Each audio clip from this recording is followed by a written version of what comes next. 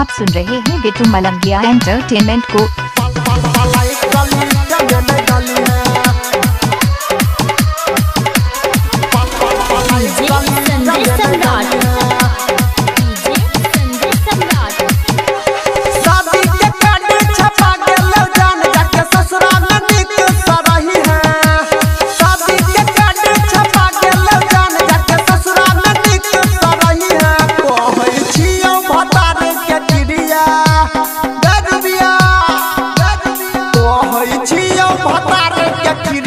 Number पलाई कलिस्ट में न डली है कहई छियो भतार के क्रिया नंबर पलाई कलिस्ट में न डली है। अभी आप सुन रहे हैं तेनवाई से मां दुर्गा म्यूजिक की प्रस्तुति। पलाई कलिस्ट में न डली है पलाई कलिस्ट में न डली है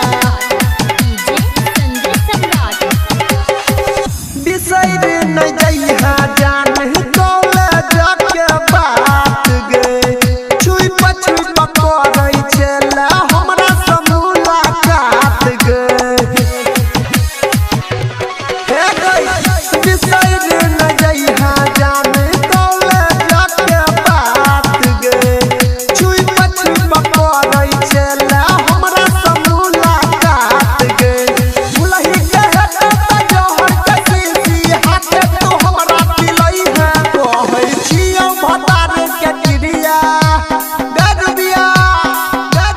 कहै छियो भतार के क्रिया नंबर पलाई कलिस्ट में न डली है कहै छियो भतार के क्रिया नंबर पलाई कलिस्ट में न डली है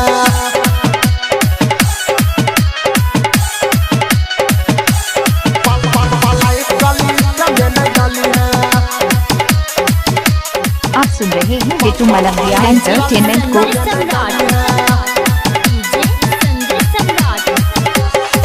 मुखिया जी के रहरी लागत तोरा बिना सुना रोजे ओहिठन बैठ के हम गाना बहुत सुन गई हसीना हे गई मुखिया जी के रहरी लागत तोरा बिना सुना रोजे ओहिठन बैठ के हम गाना बहुत हे गई हसीना देला भले तर भले खाइले कफे पिहा हमरा न जाने भुलई है कहै छियो भतार के क्रिया गदबिया कहै छियो भतार के क्रिया नंबर पलाई कलिस्ट में न डली है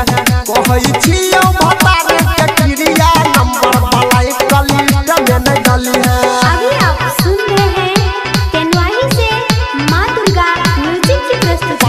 पलाई कलिस्ट में न डली है पलाई कलिस्ट में न डली है गायक अनिल कहो राज सडीजे कृष्णा टुकड़ा के कमले सके तू बना लेला या पहना गायक अनिल कहो रंजित डीजे कृष्णा टुकड़ा के कमले सके जान तू बना लेला गैया पहना अपना दुपट्टा के कफन के जान हमरा ऊपर ओढ़ई है कहै छियो भतार के क्रिया गदबिया कहै छियो भतार के क्रिया नंबर पलाई कलिस्ट में न डली है कहै छियो भतार के क्रिया नंबर पलाई कलिस्ट में न डली है।